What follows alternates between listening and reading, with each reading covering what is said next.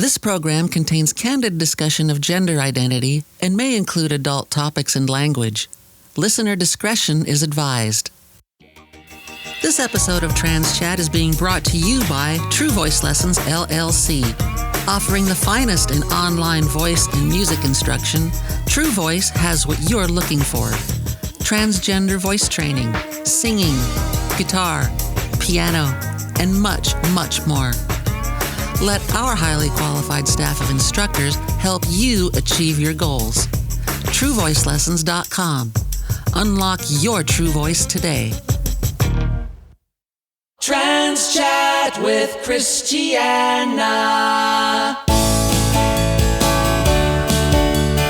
Real people, real lives, real talk. Trans Chat with Christiana.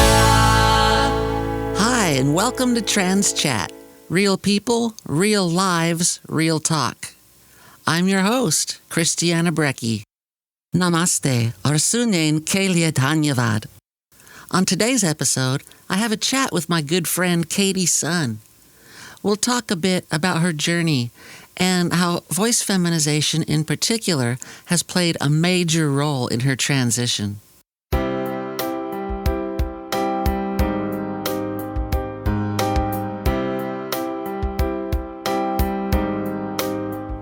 Meant to take 3 or 4 weeks off from the podcast. A short break to retool and re-energize. Turned out to be a long 3 weeks, closer to 6 months. It was a month or so prior to the election, and the socio-political climate had become really ugly, as one might have expected. I mean, times were challenging enough already. The holidays, dealing with COVID and all the horrible effects of that, and enduring a period of civil unrest, unlike anything most of us here in the States can even recall. The last thing we needed was a president who would not only fail to heal a broken nation, but instead take a sledgehammer to it with his incessant lies and fear-mongering. The election passed, and the new year seemed so promising. But the hangover from 2020 was far from over. On January 6, 2021, the crown jewel of Donald Trump's presidency, the U.S. Capitol ransacked and desecrated by fools pretending to be patriots. I mean, if this gang of imbeciles were able to overpower the authorities and overtake the Capitol with such ease, imagine what a well-trained, well-organized, heavily armed militia could have done. It was terrifying and surreal. And now, this wave of anti-Asian sentiment. As if the ladies at those salons in Atlanta were in any way responsible for COVID-19. Sadly, it's another example of how Donald Trump's hateful rhetoric affected people, and that hate continues to linger. Recovery is slow in the winter of discontent and COVID. And while things have calmed down here in the States, there's still a looming sense of unease. Like we're a big powder keg that could explode at any moment with just the tiniest spark. In some ways, it feels sort of like it felt after 9/11, except the fight is not against foreign or religious extremism. This time, the fight is within, and it's scary as hell. But it's a new season for us here at Trans Chat, and I'm so excited to be resuming production. We're going to try some new things on the podcast. Future episodes will introduce new segments, co-hosts, and guests to create a more diverse program. one that will address a wider range of topics and hopefully reach a broader spectrum of the trans community, our allies, and anyone who wants to learn more about the transgender experience. Real people, real lives, real talk. Trans Chat with Christiana.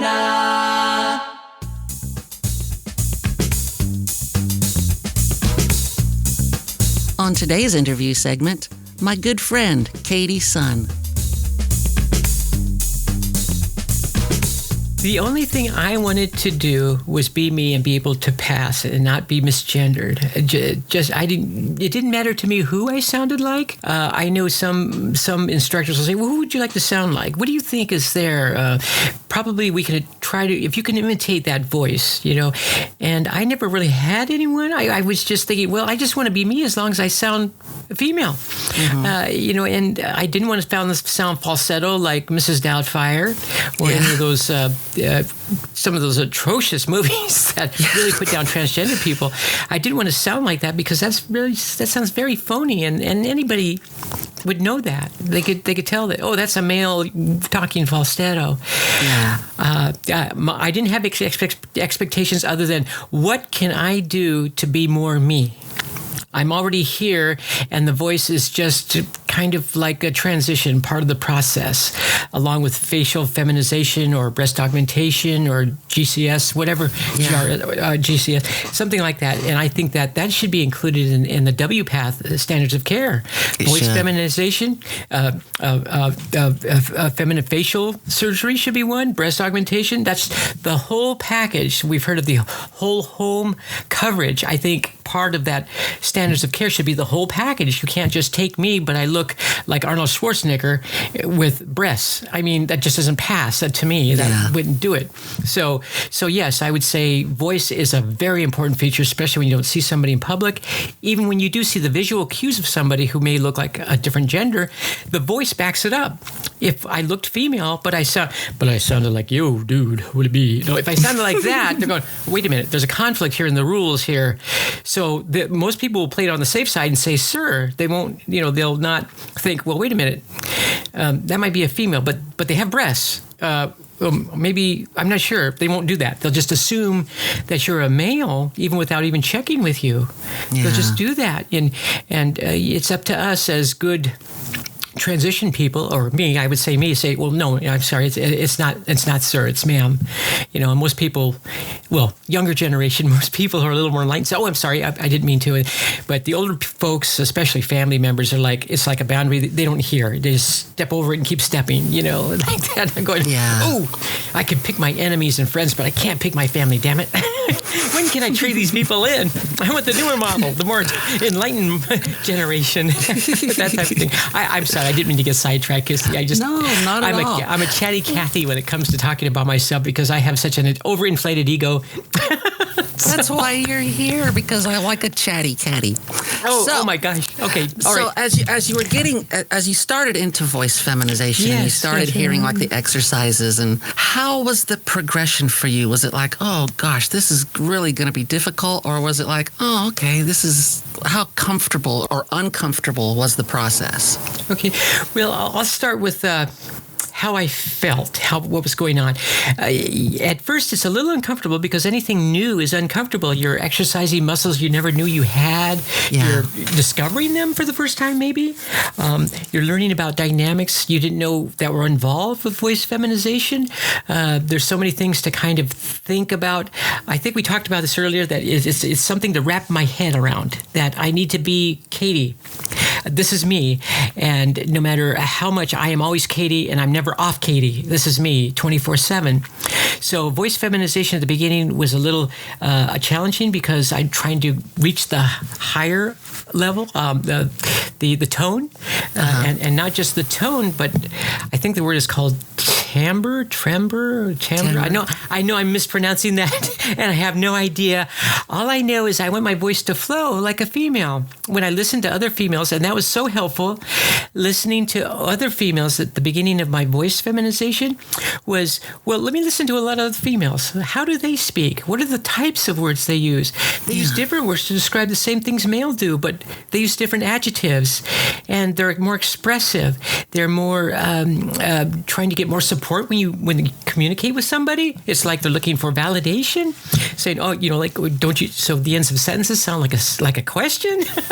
So you don't want to sound like a valley girl. But that was it for me. Was just so I could pass and just getting used to the new muscles I'm practicing, but it does take practice. If I don't do this every opportunity I get, it's so easy after over 60 years and finally transitioning late in life, it's easy to go right back to the old self. It's so easy, especially on the phone when you just instantaneously pick it up. So I've been trying to be active, and I do be active, listening before I say a word, whether it's a drive-up burger joint or the telephone, was, okay, Katie, hello, how may I help you? Hi, this is Katie speaking, like that. When I don't think about that, and I did make one mistake, and I think I shared that with you, my actual doctor called me at work, and I just picked up the phone, and I said, hello, this is... like that in my male voice, and she said, "Oh, may I speak to Katie, please?" And I go, "Oh, that is me. This is Katie." I said, "So it is kind of when I'm conscious, it's something that I have to participate in. It's not something that I learned a lesson about voice feminization, practice it there with the instructor, and maybe during the week think about it. It's something I always have to work on. I think the more times I talk as Katie, the more natural or more spontaneous it becomes and automatic. So, and that's what I'm hoping will happen. So as soon as I wake up in the morning, I say, "Oh, I sound like Katie." I don't sound like that.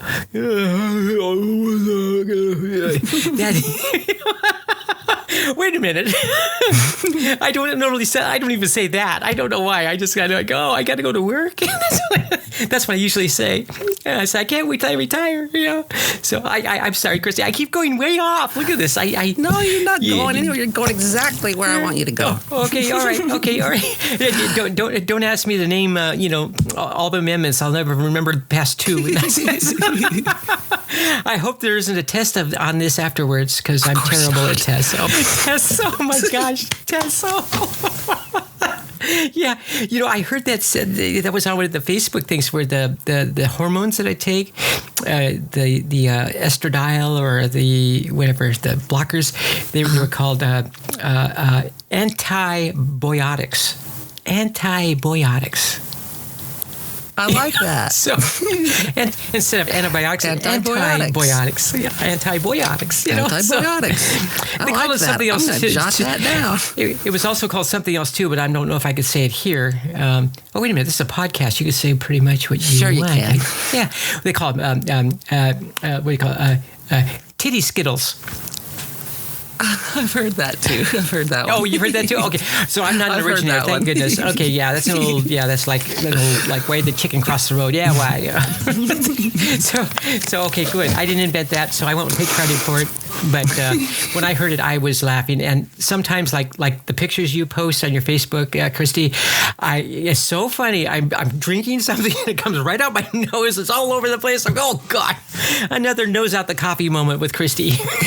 Oh my gosh. So it's just fantastic. But I'm just amazed at your talents that you have too. So bless your heart. We all have a purpose in this world, and mine is to make you spill coffee out of your nose. Yeah, but not too much. Trans Chat with Christiana. Voice feminization is a confirmation of my gender to me. It is. It's just as much as having a face or breast or having the correct parts down below. It's my voice. I think that's way up there, like number 2 or 3. Because my body, you could probably change because you're wearing clothing by padding and things of that nature, or my hair, maybe my face with makeup, I might be able to change, but not my voice. That takes a lot to do. It takes a lot more effort. The payoff is big. I always wish, I wish I had a voice like Christy, like yours, and other people that I hear. It's just, oh my gosh, how do you guys do it just so naturally? I always just like, how can I be like that? So when I get asked, here's that question, like, who do you want to sound like? I go, oh, I want to sound like Christy. If I could pass like Christy's voice, I'll be okay. I think I'll be satisfied with that, And then eventually I work up to Lana Turner and Lorraine Bacall. There you go. These other, wait a minute, I'm dating myself again. Those people are all gone. So that's what I think. And it's just like when I had my name change when I went to the courthouse. I couldn't think of a first name. And because that person's name was Laura, I couldn't think of one. I just chose hers. It was just a spur of the spot. Now, a second thought, I would have had to chose a different name, but, just going through the initial transition is scary anyway. I'm always afraid, somebody's looking at me, someone's going to make fun of me, this and that and this and that, But as time goes on, as it progresses, the more I get to be me, the more comfortable I am. Same as voice feminization. It's just the voice. The more comfortable, the more I speak it, the more comfortable and confident I'll be. And I think that's what it comes across, is being confident as a confident female. Speaking. I've been, you've come so long. I think back to that person that came, into that first Zoom meeting when we had our first session.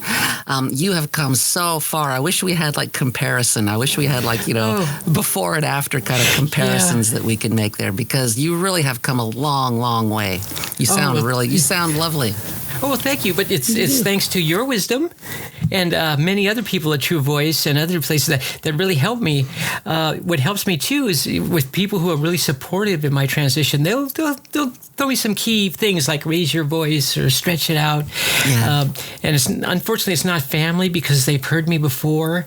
But those that do are there and say, oh, your voice you're starting to sound like that guy, which I go, oh, that's right.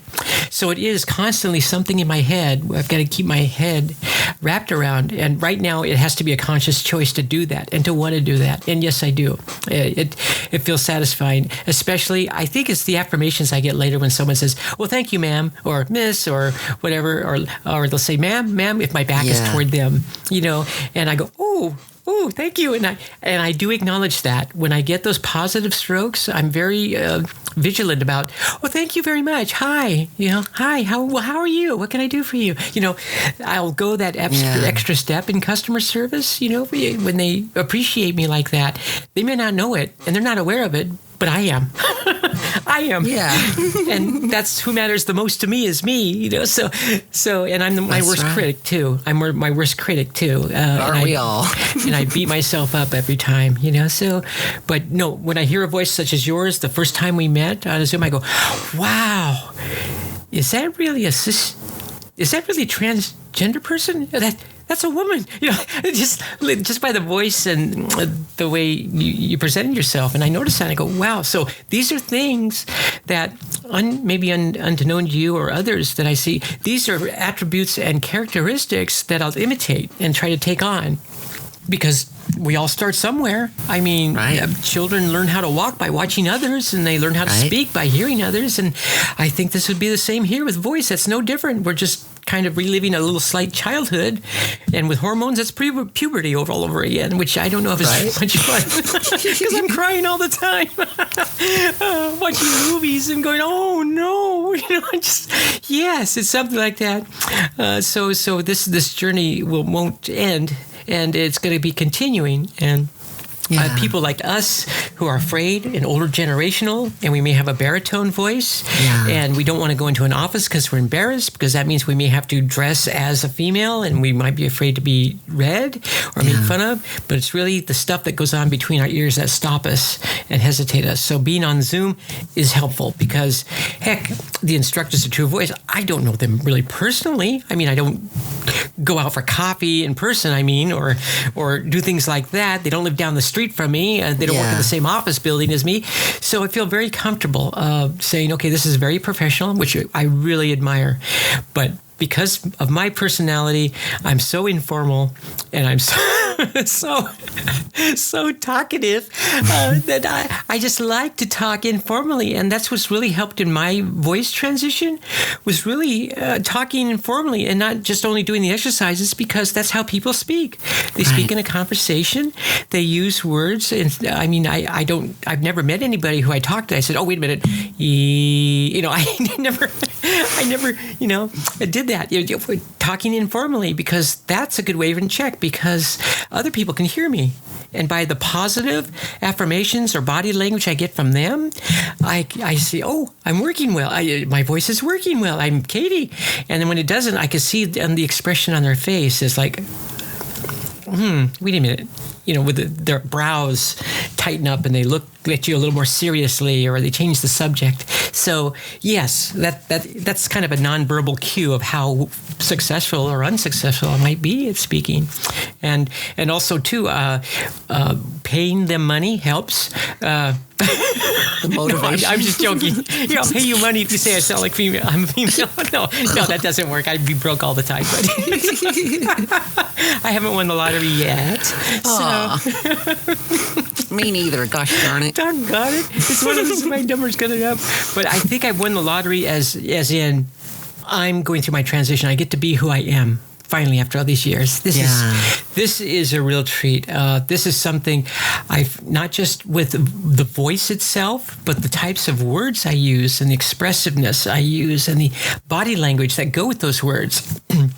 I think I might turn slightly Italian because I'm talking more with my hands to get my point across. But I find out a lot of people do that anyway. But yes, affirmations from like you or other people say, "Oh, well, you sound female." Or when I am in a support Zoom meeting, some will comment, "Oh, I thought you were just a naturally born female." I couldn't tell. And I go, "Oh, thank you. Oh, bless you. Isn't that the greatest? Bless you. I'll make you dinner for saying that." I don't know how I fit it through the Zoom, but maybe put on the goggles and pretend you're eating a pizza or something like that. We'll figure it out. Let me slip you a donut. Here you go. Yeah. One ma'am is worth all the hours and all the time. Just getting when you start getting ma'amed, it's just like people have no idea. People who are not trans, they don't have any idea. That's they just can't imagine. But it's huge. It's like somebody giving you $1,000 or something like that. It's just huge when you get those ma'ams. It is. It's positive strokes. It's like, I don't know if you're a piano player, maybe it's that perfect note that just faded off just perfect, because I know musicians practice things. If you're a tennis player, it's just that perfect backstroke, and it just it was down the line and in there, baby. When you get that positive stroke and they couldn't tell the difference, or they compliment you, it's like, oh my, wow. Going through this crazy journey of transitioning all the no's and naysayers besides myself and the negativity and the way the politics are against transgender people or whatever prejudices, to hear somebody say, "Oh, you sound good. Oh, wow. Thank you." And you're like, "Ma'am, miss." You're like, "Oh, wow." A big bulb, my eyes light up and like, oh, a smile comes across my face and I go, oh. I turn around, but I will compliment them. I'll say, "Well, thank you." I'll just say, "Oh, hi, yes." I won't ignore them. "Yes, how can I help you?" "Well, hello. How's your day going today?" They go, "Well, I don't want to talk to you. I just was asking for directions." That's fine. Any chance to be Katie in Katie's voice, it gives me a chance to be myself. So yes, you're so right. Just that little bit of ma'am or those little things does enough for me. It does it really makes me feel good about myself. It does. Just that little compliment like that. It does so much. It brings about confidence. That's right. It brings about validation, yourself. Because we doubt this as much as everybody else does. When we first, when I first started transitioning, and like when I first came out, I was as doubtful of myself as everybody I told was doubtful about it. So that's something that we struggle with too. We have so much to overcome. That's why I have so much respect for trans people. Just, we overcome so much just to live a regular life. Yes. We have to do so much and jump through so many hoops. And that's true. Just to live regular lives. So, every trans person I've ever met is bold and, courageous and smart. So, I just have nothing but respect for trans people. And that's not just because I'm one of them. Trans Chat with Christiana. Trans people always surprise me with their resilience and intelligence. Yeah, that's one of the things that it takes a lot of courage to really go against the grain, to say, I'm going to select a way of life that steps down in our society, that makes less money and is susceptible to rape or prejudices and assault. I'm willing to do that. Who would do that? Yeah. We do, because it's part of who we are. We need to be who we are, regardless of what the price is to ride that e-ticket, to pay that e-ticket. We're going to do it because, I'm going to do it, regardless of what the price is going to be, because I need to be me. I don't want to live in this falsehood or this. It just is not congruent. And that's probably... Maybe that's the core of gender dysphoria, where it just isn't aligned with, my outside isn't aligned with who I feel and how I interpret the world and things of that nature. I was talking to you earlier about Sarah McBride, and you had a chance to meet her. She's the first senator from Delaware, a transgender person. And I read that book, and oh my gosh, I thought Janet Mock's books would touch me. That book, oh my gosh, there were so many parts in there. I started crying. It's her moments with her husband Andy that were just so, oh my gosh, so they really tug at my heartstrings. I just start crying. Oh my, it was so difficult. And I was practicing my voice. I would spend about 30 minutes a day reading Sarah McBride's book aloud in my Katie voice, and it would come to things that was so emotional. You could hear my voice cracking up as I'm talking, and it started crying, and then I would go back to the old voice, and then I kind of bring it back up because it's so emotional what she was able to put down on paper. It's like, I don't know Sarah. I may never ever meet her, but through her story, I connect with her. I identify with that. I feel those feelings.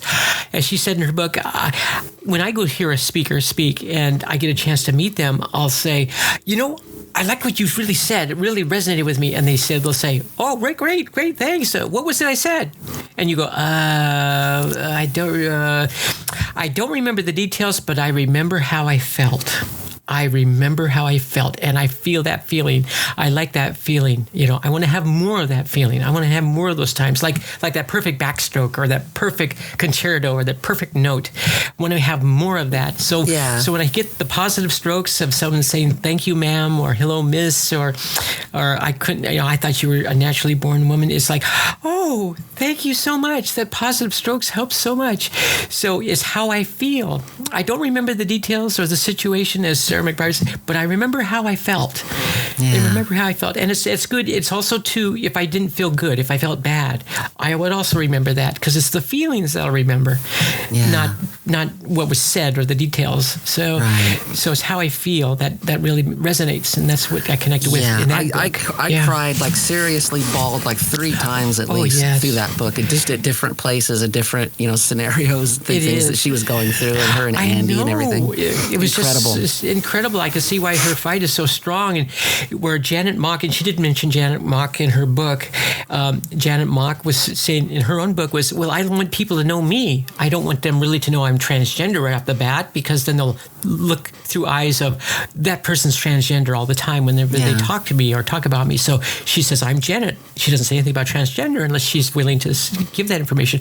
With Sarah McBride, she's up on the public stage, and she knows that that's going to be forefront in front of her every time. So that's something she couldn't really hide or be stealth about. And she was proud of it when she spoke at the 2016 Democratic Convention and said, I'm transgendered American, and I'm proud. I'm a proud transgender American. Yes, the first time in history. And she says that near the end of the book, where they're making history. She didn't realize, history wasn't of the past. It's today, right now. We're making history now. And the talk she had with children, the young transgender kids, youth with their parents, where they would one asked her, said, "What's it like being? What do you like about being transgender?" And she thought, "Oh, what kind of question is that? That's fantastic. What do I like about being transgender?" And later she said that she would say that to other youth, ask them, "Well, what do you like about me?" And she said, one boy said, "I get to be me." Oh my gosh! Wow, that didn't take a brain scientist for me to make a feeling, have a connection. I get to be me. And there was another one. She was talking. Maybe her name was Lou. Said they walked across the street from the Capitol to Lafayette Square, and they saw the White House, and she had said, "I want to be the next president. I want to be president of the United States." And so Sarah was saying, "That's going to be your future home." That young transgender youth said, "That'll be my future home," like that. It's kind of what Joe Biden said when he did his walk to his inauguration. He said, and a reporter stopped him and said, "How does it feel? How does it feel?" And he said, "Feels like going home. I'm coming home." Yeah. Isn't that something? It's just something you can connect with. So I'm looking at that as something I can connect with. I go, because I have a feeling and connect with that feeling, I'll remember that person. I won't remember the details or what was said, but I remember what they said. It was inspirational. Something like that is inspirational. When someone says, "I'm going home," it feels like home, and home is a place of safety and security, a place to be yourself and be you. So yes. So anyway, when you told me about the Sarah McBride book and I read it, I'm going, "Oh, damn, Christy." There you go. You want to make sure my hormones are working, right? Well, it's such a good story. It's a little bit different than most because, most, kind of trans people that write memoirs, it's more about the trans journey. Even my own books were primarily just about my journey and the struggles and the things. Sarah's book is more just like the story of a great person who just happens to be trans, someone with an interesting life who happens to be trans, and includes that in her political platform.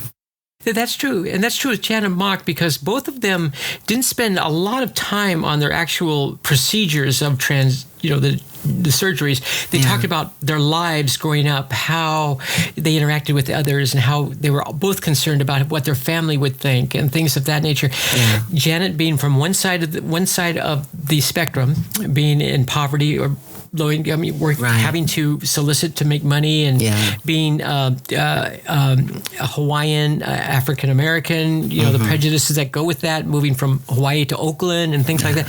And Sarah McBride coming from a predominantly white, privileged class of people, politically active, and attorneys in their family. And so you have two different historically people, one white, one black, because essentially two different income levels that come from two different frame of reference, but they are both related. They both have the same journey. They both went through this transition. They both had a story to tell, and they both shared that with the others. And my gosh, if when I read books like that, it makes me want to read more. I mean, I too was reading other books about people who've transitioned, but it was limited to an autobiography of the actual process of what they went through, and doctors this and hotels that, where they're talking about. Janet and Sarah McBride's books are about people, the emotions involved, the lives that get changed. If we think about it, it's kind of like, it's like taking a pebble to a calm pool and dropping a pebble in it, and then there's a ripple of water that expands and it affects everything around it. Its universe is all affected. That's kind of what happened with these women, and I'm sure that happens with me and you and anybody who's transitioning. What we do, our decisions, we affect everything around us. Whether it's good or whether it's bad, we make an effect. We make a change. So if we talk about time travel and going back in time, if we made a change in the past, it would make a large change in the future. So really, we're making our history now by doing something now to change our future by this transition. What a fun chat with my friend, Katie Sun. I can really sense the confidence that her new voice has given her. And it's such a pleasure. She's such a delight, and I thank her so much for coming on here. Well, here we are. We made it. A new year, a new outlook, and new hope. We survived the 2020 election, the holidays, COVID, and countless hours of Zoom meetings. We have a new progressive U.S. president in Joe Biden. Donald Trump is finally out of office, his asinine orders rescinded, and the trans community worldwide, from New Mexico to New Delhi, can now breathe a collective sigh of relief. Not that everything is sunshine and roses for us here in the States. Far from it. Record numbers of anti-trans legislative bills are popping up around the country, many of which are centered around trans girls in sports. When the bathroom scare got played out, they had to think of something new. And when the trans athlete scare plays out, they will think of something else. When the political pendulum swings left, as it has here in 2021, that's when conservatives really ramp up their attacks against trans people. Why? I've said it before, and I'll say it again. Trans people are the political gift that keeps on giving. Whether you're trying to stir up liberal sympathy or conservative fear, there's nothing more effective than the exploitation of transgender plight. When it comes to trans people, everybody has an opinion and a judgment, but nobody has the slightest idea what we go through. But it's a new year with new hope, and I'm so over 2020. Over and out. It's in the rearview mirror, the pedal is to the metal, and my middle finger is waving goodbye to it behind me. I'm only looking forward now, not back. I feel almost reborn. This podcast has already been more successful than I expected after a mere 8 episodes. We've had over 2,000 downloads. Not bad, in my opinion, for a small, independently produced podcast with precious little backing. We want to give special thanks to our good friends in India, 75% of our listenership. We want to see Trans Chat continue to grow.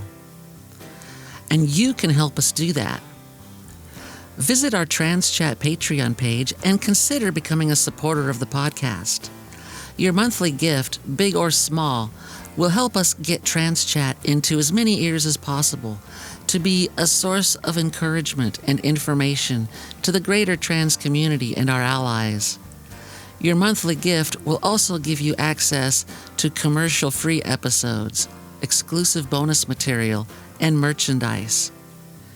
Just visit www.patreon.com and search for Trans Chat with Christiana. You'll find a link in this episode's description. And don't forget to like and follow us on Facebook, YouTube, Patreon, and wherever you get your podcasts.